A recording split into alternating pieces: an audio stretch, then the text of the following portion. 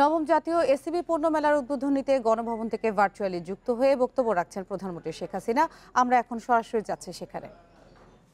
যেমন আমি শুভেচ্ছা জানাই, সেই সাথে আমি গভীর শ্রদ্ধার সাথে স্মরণ করছি আমাদের মহান নেতা জাতির পিতা বঙ্গবন্ধু শেখ মুজিবুর রহমানকে, জাতীয় চার নেতাকে, 30 লক্ষ শহীদ এবং পাকিস্তানি হানাদার বাহিনী কর্তৃক এবং রাজাকার আল বদর কর্তৃক নির্যাতিত নিপীড়িত আমার 2 লাখ মা বোনকে, যাদের অবদানে আত্মত্যাগে আমাদের এই স্বাধীনতা অর্জন। আমি একই সাথে শ্রদ্ধা জানাচ্ছি স্বাধীনতার পর মাত্র 3.5 বছর যিনি সময় পেয়েছিলেন যুদ্ধবিধ্বস্ত বাংলাদেশ গড়ে তুলতে, আমাদের জাতির পিতা বঙ্গবন্ধু শেখ মুজিবুর রহমান, তৎকালীন রাষ্ট্রপতি। তাকে 15ই আগস্ট 75 সালে নির্মমভাবে হত্যা করে। সেই সাথে আমার মা বেগম ফজিলাতুন্নেছা মুজিব, আমার 3 ভাই, মুক্তিযোদ্ধা ক্যাপ্টেন শেখ কামাল, মুক্তিযোদ্ধা লেফটেন্যান্ট শেখ জামাল, আর ছোট 10 বছরের শিশু ভাইটি রাসেল এবং কামাল জামালের নবপরিণীত বধূ সুলতানা রুচিকে নির্মমভাবে হত্যা করা হয়েছে। আমি তাদেরকেও আজকে স্মরণ করি।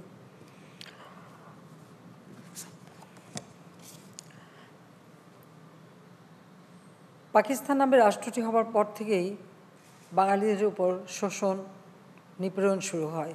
এমনকি মাতৃভাষায় কথা বলার অধিকার পর্যন্ত তারা কেড়ে নেওয়ার চেষ্টা করে। আর এরই প্রতিবাদ করে সংগ্রাম শুরু করেন বঙ্গবন্ধু শেখ মুজিব। সে 1948 সাল থেকেই, যখন থেকে ঢাকা বিশ্ববিদ্যালয়ের আইন বিভাগের ছাত্র ছিলেন। আর সেই ভাষা আন্দোলন, অর্থাৎ মায়ের ভাষা বাংলা ভাষায় কথা বলার অধিকার আদায় আন্দোলনের পথ বেয়েই আমরা আমাদের স্বাধীনতা অর্জন করেছি এবং তিনি তার সমগ্র জীবনটা উৎসর্গ করেছেন। পাকিস্তান আমলে তিনি প্রাদেশিক পরিষদের সদস্য ছিলেন, নির্বাচিত সদস্য। পরবর্তীতে তিনি জাতীয় পরিষদেরও নির্বাচিত সদস্য হন। 1954 সালে তিনি মন্ত্রী ছিলেন। আবার 1956 সালে আওয়ামী লীগ সরকার গঠন করে তিনি মন্ত্রী হন। তার মন্ত্রিত্বকালেই আমাদের এই অঞ্চলে, অর্থাৎ তখনকার পূর্ববঙ্গে, বাণিজ্য, শিল্প এবং বিভিন্ন, এমনকি আমাদের বিদ্যুৎ থেকে শুরু করে আমাদের ভাষা সব কিছু কিন্তু তার আমলেই যাত্রা শুরু করে। এবং এই অঞ্চলে যাতে শিল্পায়নটা হয় সেই উদ্যোগটাও তিনি নিয়েছিলেন। এবং তিনি ক্ষুদ্র কুটির শিল্প আইন 1957 সালে প্রণয়নে মুখ্য ভূমিকা নেন। তার হাত দিয়ে সেই আইনটি প্রণীত হয়। তেজগাঁ শিল্পাঞ্চল থেকে শুরু করে অনেক শিল্পাঞ্চল তার হাতে গড়া। অর্থাৎ আমাদের কৃষি প্রধান দেশ, কৃষির সাথে সাথে শিল্পায়নটাও যে একান্তভাবে প্রয়োজন একটা দেশ ও জাতির উন্নয়নে, সেই বিষয়টা তিনি অনুধাবন করেন এবং সেই বিষয়টা আজকে যে বিসিক শিল্পনগরী তারই উদ্যোগে নির্মিত হয়েছে। কারণ তার লক্ষ্য ছিল সমগ্র বাংলাদেশটা যেন উন্নত হয়, মানুষের কর্মসংস্থান হয় এবং আর্থিক সচ্ছলতা আসে। সেই স্বপ্নটা নিয়েই কিন্তু সবসময় তিনি কাজ করেছেন। কাজে তার নেতৃত্বে যখন আমরা স্বাধীনতা অর্জন করলাম, তখন তিনি আমাদের যে সংবিধান দিয়েছিলেন, মাত্র 9 মাসের মধ্যে তিনি একটি সংবিধান দেন। সেই সংবিধানেও তিনি ক্ষুদ্র কুটির শিল্পকে যথেষ্ট গুরুত্ব দিয়েছেন। আজকে এসএমই খাতকে আমাদের সরকারও গুরুত্ব দিয়েছে, কারণ আমরা প্রায় 21 বছর পর ক্ষমতায় আসি। ক্ষমতা আসার পর থেকে আমাদের লক্ষ্য থাকে যে কৃষি উৎপাদন যেমন আমরা বৃদ্ধি করব, দেশকে খাদ্যে স্বয়ংসম্পূর্ণ করব, এবং কৃষি উৎপাদনের ক্ষেত্রে যে কটা গবেষণা প্রতিষ্ঠান, সেটাও কিন্তু জাতির পিতা বঙ্গবন্ধু শেখ মুজিবুর রহমানের হাতেই গড়া। কাজে আমরা সেই বিষয়টার উপর গুরুত্ব দিয়ে একদিকে কৃষিতে যেমন আমাদের গবেষণা চলছে, অপরদিকে শিল্পায়নের ব্যাপারে আমরা ব্যাপকভাবে উদ্যোগ নিই। এবং 96 সালে আমি সরকারে এসে বেসরকারি খাতটাকে সম্পূর্ণভাবে উন্মুক্ত করে দিই। কর্মসংস্থান ব্যাংক প্রতিষ্ঠা করি, আমাদের যুবকরা বিনা জামানতে যাতে ঋণ পায় এবং নিজেরা উদ্যোক্তা হতে পারে, এবং সেই সাথে সাথে নারী উদ্যোক্তা সৃষ্টিরও বিভিন্ন পদক্ষেপ আমরা নিয়েছি। কারণ আমাদের মানুষের সংখ্যা, জনসংখ্যা অনেক বেশি, আমাদের জায়গা অনেক কম। আমাদের শিল্পায়নের ক্ষেত্রে যেমন বড় শিল্পের সাথে সাথে আমাদের ক্ষুদ্র কুটির শিল্প, মাঝারি শিল্প, বিভিন্ন ধরনের শিল্প গড়ে তোলা প্রয়োজন, যাতে একদিকে যেমন কর্মসংস্থান বাড়বে, অপরদিকে মানুষ যেন এই স্বল্প পুঁজি দিয়েই কিছু উৎপাদন করতে পারবে, বাজারজাত করতে পারবে, আর্থিকভাবে সচ্ছলতা অর্জন করতে পারবে। সেদিকে লক্ষ্য রেখেই আমরা বিভিন্ন পদক্ষেপ হাতে নিয়েছি। আমাদের সমগ্র বাংলাদেশে যাতে এই শিল্পায়নটা হয়, একটা জায়গা শুধু না, তার জন্য বিভিন্ন ব্যবস্থা ইতিমধ্যে আমরা নিয়েছি। কারণ আমাদের লক্ষ্য যে দেশটাকে আমাদের এগিয়ে নিয়ে যেতে হবে এবং শিল্প খাতের উন্নতি করতে হবে। আমাদের লক্ষ্য হচ্ছে যে দারিদ্র্য বিমোচন, মানুষের আয় বৃদ্ধি করা, দারিদ্র্যের হাত থেকে এদেশের মানুষকে মুক্ত করা। পাশাপাশি আমাদের নারী সমাজ, তারাও যেন অর্থনৈতিকভাবে সচ্ছলতা অর্জন করতে পারে, যেটা তার সংসারেও কাজে লাগবে, আবার দেশের কাজেও লাগবে। সেইভাবে নারী উদ্যোক্তা সৃষ্টির জন্য আমরা অনেক পদক্ষেপ নিই। আমাদের দেশটাকে আমরা এগিয়ে নিয়ে যাব সামনের দিকে। আমাদের কিছু লক্ষ্য স্থির করা আছে। 2008 সালে দ্বিতীয়বার যখন আমরা নির্বাচনে জয়ী হই, আমাদের যে নির্বাচনী ইস্তিহার ছিল সেখানে আমরা রূপকল্প 2021 ঘোষণা দিয়েছিলাম যে 2021-এর মধ্যে বাংলাদেশ হবে মধ্যম আয়ের দেশ। আজকে আমরা গর্বের সাথে বলতে পারি যে এই সুবর্ণ জয়ন্তীর বছরেই আমরা আজ উন্নয়নশীল দেশের মর্যাদা পেয়েছি। কাজেই বাংলাদেশ এগিয়ে যাচ্ছে এবং বাংলাদেশ এগিয়ে যাবে। সেই সাথে জাতিসংঘ ঘোষিত এমডিজি আমরা সফলভাবে বাস্তবায়ন করেছি। এখন এসডিজি আমরা বাস্তবায়নের পদক্ষেপ নিয়েছি এবং আমাদের যে অর্থনৈতিক নীতিমালা এবং আমাদের যে অর্থনৈতিক প্রবৃদ্ধি অর্জনের ক্ষেত্রে বা সার্বিক উন্নয়নের জন্য আমরা যে পঞ্চবার্ষিকী পরিকল্পনা প্রণয়ন করছি, কারণ জাতিপিতা বঙ্গবন্ধু শেখ মুজিবই পঞ্চবার্ষিকী পরিকল্পনা প্রণয়ন শুরু করেন। মাঝখানে যারা অবৈধভাবে ক্ষমতা দখল করেছে বা ক্ষমতায় ছিল 21 বছর, তারা সেই ধারাটা বাদ দিয়েছিল। তারা 2 বছর 3 বছর ভিত্তিক কর্মসূচি নিত, কিন্তু আমরা জাতির পিতা পদাঙ্ক অনুসরণ করে পঞ্চবার্ষিকী পরিকল্পনা প্রণয়ন করে সেটা আমরা বাস্তবায়ন করে যাচ্ছি। এখন আমাদের 8ম পঞ্চবার্ষিকী আমরা প্রণয়ন করে সেটা বাস্তবায়ন শুরু করেছি। সেখানে আমাদের লক্ষ্য একদিকে যেমন এসডিজি বাস্তবায়ন, অপরদিকে বাংলাদেশকে, যেহেতু আমরা 2021 রূপকল্প আমরা অর্জন করতে সক্ষম হয়েছি, এখন আমরা 2021 থেকে 2041 সেই রূপকল্প প্রেক্ষিত পরিকল্পনা আমরা ঘোষণা দিয়েছি।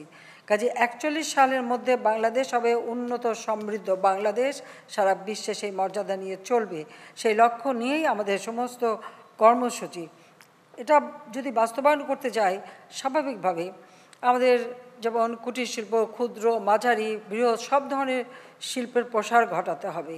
আর সেদিকে লক্ষ্য রেখেই আমরা বিভিন্ন কাজ করে যাচ্ছি।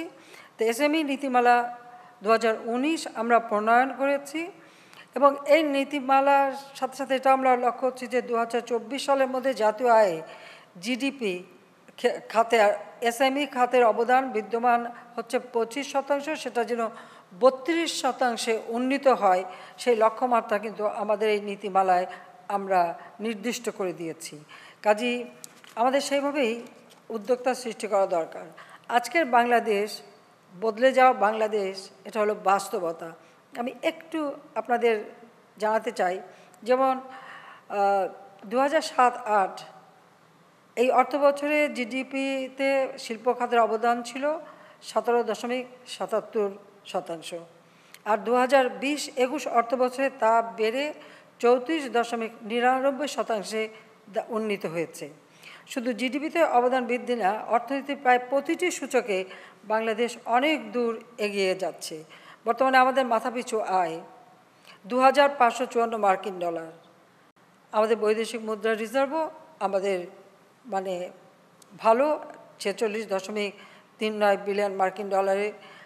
2005-06 সালে আমাদের রিজার্ভ ছিল, অর্থাৎ বিএনপি যখন ক্ষমতায় ছিল তখন এর রিজার্ভের পরিমাণ ছিল 3.48 বিলিয়ন মার্কিন ডলার, আর সেখানে আজকে আমরা 46.39 বিলিয়ন মার্কিন ডলারে উন্নীত করতে সক্ষম হয়েছি। 2018-19 অর্থবছরে জিডিপি প্রবৃদ্ধি ছিল 8.15%, অর্থাৎ আমরা দ্রুত গতিতে এগিয়ে যাচ্ছিলাম। কিন্তু আমাদের বাধা সৃষ্টি করলো এই করোনা ভাইরাস। এই কোভিড-19 আসার ফলে শুধু বাংলাদেশ না, সারা বিশ্বের বিভিন্ন দেশই কিন্তু এর ফলে ক্ষতিগ্রস্ত হয়েছে, অর্থনীতি স্থবির হয়ে গেছে, যার ফলাফল আমাদেরও ভোগ করতে হয়েছে, আমাদের উপরও সে আঘাত এসেছে। এই কারণেই আমাদের জিডিপি আবার কিছুটা কমে গেছে, অর্থাৎ 2020-21-এ 5.47% আমরা অর্জন করতে সক্ষম হয়েছি। তবে আমি বলবো যে সেটাও এই দক্ষিণ এশিয়ায় বাংলাদেশ সবথেকে বেশি অর্জন করতে সক্ষম হয়েছে। সেখানে আমরা খুব বেশি পিছিয়ে যাইনি, বরং আমি বলবো যে অনেক উন্নত দেশ তারাও কিন্তু এতটা অর্জন করতে পারেনি, বাংলাদেশ সেটা করে যাচ্ছে। এটা আমাদের নীতিমালা এবং প্রণোদনার কারণেই সম্ভব হয়েছে। আমাদের এসএমই নীতিমালা 19, জাতীয় শিল্পনীতি 2016, অষ্টম পঞ্চবার্ষিক পরিকল্পনা এসডিসি 2030, রূপকল্প 2041 এবং অন্যান্য নীতিমালা, কৌশলপত্র এবং নির্বাচন ইশতেহার ও সরকারি বিভিন্ন উন্নয়ন পরিকল্পনা আলোকে কার্যক্রম পরিচালনা আমরা করে যাচ্ছি এবং এসএমই ফাউন্ডেশন এর বিরাট অবদান রেখে যাচ্ছে। এসএমই খাতের উদ্যোক্তাদের জন্য চাহিদাভিত্তিক প্রশিক্ষণ কর্মসূচি পরিচালনা, লাক্সই প্রযুক্তির ব্যবহার, সহজ শর্তে ঋণ প্রদান, উৎপাদিত পণ্যের প্রচার ও বাজারজাতকরণ সহ নানামুখী কার্যক্রম দক্ষতার সাথে পরিচালনা করা হচ্ছে। এবং বিশেষ করে নারী উদ্যোক্তা, নারীরা একসময় একটু পিছিয়ে থাকতো এবং তাদের মাঝে খুব একটা উদ্যোক্তা ছিল না। আজকে নারী উদ্যোক্তারা এগিয়ে আসছে, কাজে আমরা নারী উদ্যোক্তাদের অগ্রাধিকার প্রদান সহ ক্ষুদ্র মাঝারি শিল্পের উদ্যোক্তা সৃষ্টির লক্ষ্যে এই ফাউন্ডেশন তাৎপর্যপূর্ণ ভূমিকা রাখছে। আমি আশা করি সামনের দিকে আরও বেশি নারী উদ্যোক্তা সৃষ্টি হবে। এখানে আমি অবশ্য আমাদের পুরুষ সমাজকে একটু পরামর্শ দিতে পারি। আপনারাও ব্যবসা করেন, তা আপনাদের স্ত্রীর নামে যদি আপনারা এই এসএমই ফাউন্ডেশন থেকে ঋণ নিয়ে তাকেও একটু কাজ করার সুযোগ করে দেন, তাহলে সংসারের সাথে সাথে মেয়েরা কিন্তু সেই ধরনের শিল্পায়নও করতে পারবে, তাতে উদ্যোক্তাও সৃষ্টি হবে। সেই সুযোগটা অন্তত আপনারা দেবেন, সেখানে বাধা দিয়েন না।